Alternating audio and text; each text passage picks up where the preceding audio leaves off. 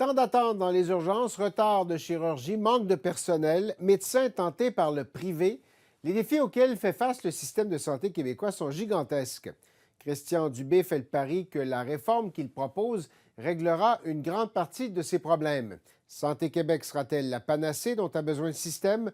Où en est rendu le gouvernement Legault dans l'adoption de sa réforme?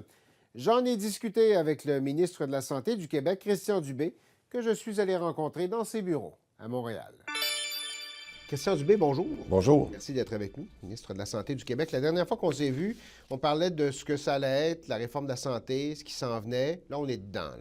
Vous en faites un bilan, c'est très préliminaire, mais vous diriez que vous êtes rendu où par rapport à ce que vous espériez à ce stade-ci? Bien, depuis qu'on s'est parlé, le projet de loi a été passé. On a lancé ce qu'on appelle le comité de transition, c'est-à-dire comment on va passer du ministère qui faisait tout à séparer le ministère et les opérations avec Santé Québec. Ça fait déjà presque 3 mois que le comité de transition travaille là-dessus. Et nos échéanciers, là, en date d'aujourd'hui, pour trouver le président et chef de la direction et le président du conseil sont dépassés. C'est-à-dire que là, maintenant, on va entrer dans le processus de sélection en mars et en avril. Donc, le processus suit son cours. Bon, vous avez évoqué le PDG Santé Québec. Là, on attend beaucoup. Le ou la Oui, c'est le ça. ou la PDG. Ça va être une femme. Je vous ai beaucoup entendu parler, donner des exemples de femmes. Vous voulez une femme dans ce poste-là? Moi, je veux la meilleure personne. Ça a l'air ronflant de dire ça, là, mais je pense qu'on fait souvent l'erreur de dire le PDG ou l'homme de la situation. J'ai vu de très, très bonnes sociétés, de plus en plus, qui sont bien gérées par des femmes qui ont une autre approche. Alors moi, je vais vous dire, je ne sais pas comment ça va finir, mais dans mon monde idéal, j'aimerais ça avoir entre le président et chef de la direction, ou la présidente, et le président du conseil d'administration. C'est 2 personnes très complémentaires, ça, le conseil d'administration et l'équipe de direction. J'aimerais ça qu'il y ait une parité, je vais le dire comme ça. On sent qu'il y a énormément de pression de la part des Québécois. Les gens veulent des services, ils veulent des médecins de famille, ils veulent des résultats. Vous avez un échéancier relativement court. Avez-vous l'impression que vous êtes en voie d'atteindre vos cibles et de remplir les attentes des Québécois? Oui, je vais vous dire, est-ce que je trouve que ça va assez vite? La réponse est non. Mais je pense qu'on a assez de beaux succès depuis 2 ans pour montrer que les choses s'améliorent. Mais c'est sûr qu'il me reste des grands changements de fond à faire. Les conventions collectives. Il y a des négociations qui ne sont pas finies, Bon, c'est ça. Alors ça, c'est un élément clé. Avec des nouvelles conventions collectives, des nouveaux outils beaucoup plus attractifs pour aller chercher du personnel, autant pour nos gestionnaires que pour leurs employés. Ça, c'est un élément clé. Le règlement qu'on a eu avec le Front commun, il y a quand même une dizaine de jours maintenant, ça aussi, c'est une bonne nouvelle, mais il nous reste à faire... Il manque la FIC encore, il manque les médecins. Il manque la FIC à faire. Alors, c'est ça que j'appelle les changements de fond.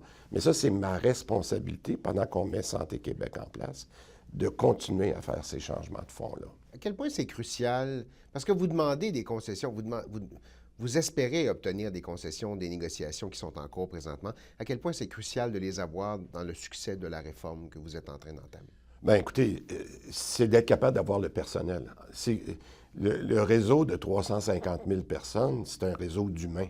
Alors, s'il nous manque 10, 15, 20 000 personnes en ce moment, surtout dans les postes qu'on appelle les horaires défavorables de soir, de fin de semaine, dans des salles d'opération, dans les urgences, bien, c'est sûr que c'est critique de récupérer ces personnes-là pour mieux faire fonctionner le système. Alors oui, la question des conventions collectives est importante, mais la question aussi avec les médecins est tout aussi importante. Dans nos cliniques de médecine familiale, la prise en charge, ce qu'on appelle le CRDS avec nos médecins spécialistes, le système de rendez-vous, tout le monde doit faire un peu son petit bout de chemin. C'est encore un peu chaotique, là, ce système-là. Bien, c'est sûr que moi, je regarde comment il faut le regarder de façon intégrée. Ce que les gens voient, puis ça, c'est ma façon de l'expliquer, c'est qu'ils voient tous des petits gestes qu'on a posés.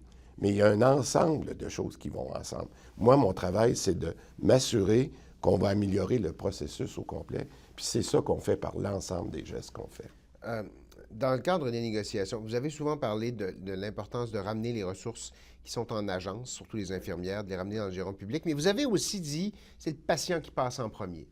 Est-ce que ça veut dire qu'ultimement, si pour faire passer le patient en premier, ça veut dire faire des compromis, puis peut-être garder les agences plus longtemps, vous êtes ouvert à ça? Bien, je ne suis pas là. Je vais vous dire pourquoi. Parce que je pense que si on est capable de s'entendre avec la FIC dans les prochaines semaines, ça va faire une grande différence dans notre pouvoir de non seulement d'attraction puis de rétention. Je pense que moi, mon énergie en ce moment, puis avec celle de Mme Lebel, c'est vraiment là qu'on Mais met c'est une les- possibilité, quelque part. Oui, mais écoutez, on a mis ça sur 3 ans. Hein. On a mis ça pour les grands centres à l'automne, après ça pour 2025. Commençons par régler les choses qu'on peut régler, dont les conventions collectives. Puis après ça, on verra comment ça nous a aidé dans l'attraction du personnel. Puis les médecins dans le privé, je vous ai entendu dire, les médecins qui se promènent du public au privé, j'ai entendu dire, on n'est pas... J'ai pas envie de serrer la vis là-dessus tout de suite. On est davantage encore dans le service aux patients. Est-ce qu'il y a moyen de faire en sorte que les médecins dans le privé offrent le service, que ce soit couvert par la carte Soleil? Donc, il n'y a pas question d'imposer aux médecins de dire non, non, tu reviens dans le public, là. Il y a des choses à faire avant. Et je vais vous donner l'exemple. Moi, on a fait une analyse très claire. Comment on respecte les heures d'ouverture de nos propres salles d'opération?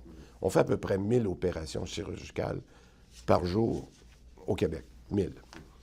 Il y en a 150 en moyenne qui sont cancellées à la dernière minute parce qu'on n'est pas capable de rentrer dans le délai de 4 heures alors qu'on pourrait l'étirer des fois d'une demi-heure ou d'une heure.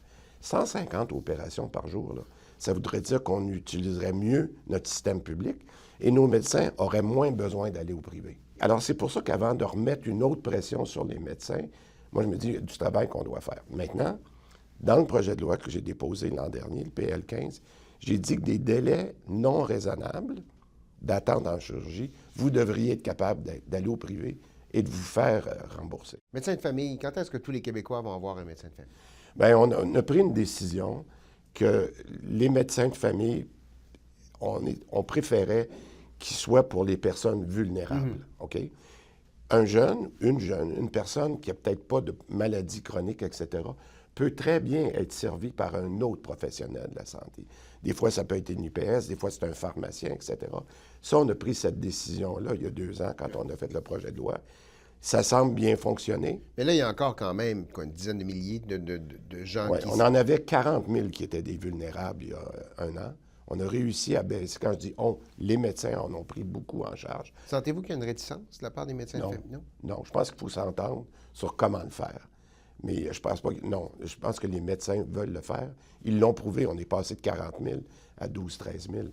C'est pas un enjeu. C'est de s'entendre qui ils sont et comment on peut le faire le plus rapidement possible. Non, j'ai une belle collaboration. Dans ce que vous faites présentement, c'est quoi le plus gros défi? C'est quoi la plus grosse difficulté?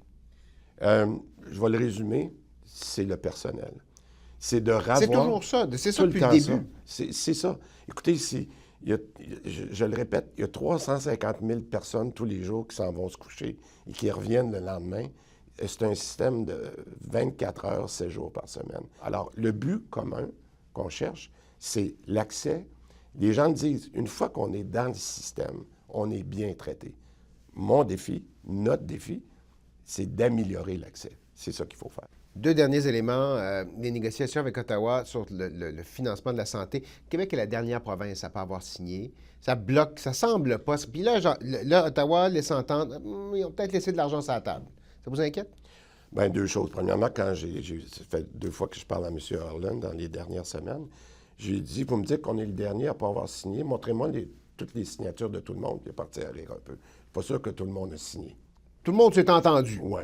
Okay, Mettons. Mais je veux juste... OK. Mais vous savez que le diable est dans les détails. Bon. Moi, ce que j'ai dit, M. Harlan, j'ai dit, écoutez, il n'y aura pas de conditions. C'est un champ de compétences provinciales. Ça, c'est sur les données. Bien, sur les données, effectivement. Ouais. Puis j'ai dit, écoutez, vous les avez, mes données. Moi, l'engagement que j'ai pris, je vais les rendre comparables parce que souvent, c'est pas la même. On n'avait pas les mêmes mesures. Mais j'ai dit, vous les avez, les données, vous n'avez aucune raison de ne pas nous donner ces argents-là. Et je pense que dans les prochaines semaines, j'espère, quand j'aurai publié les données sur une même base, qu'on aura notre chèque. Christian Dubé, merci beaucoup. Un grand plaisir.